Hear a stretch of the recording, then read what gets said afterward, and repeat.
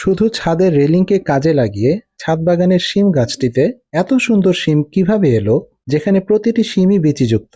এই যে শিমগুলো সংগ্রহ করা হচ্ছে, এখানে কিন্তু শেষ নয়। যতবার শিমগুলো সংগ্রহ করা হচ্ছে, কিছুদিন পর আবারও অন্য ডালে শিম ধরছে।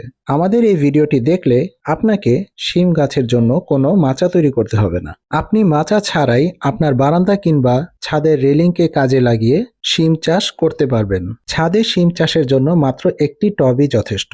এর জন্য মাত্র 2 বর্গফুট জায়গার প্রয়োজন। প্রথমে টবে প্রাকৃতিক সারযুক্ত মাটিতে ভরাট করতে হবে। এরপর এতে বীজ বপন করতে হবে। বিকেলের দিকে বীজ বপন করা ভালো।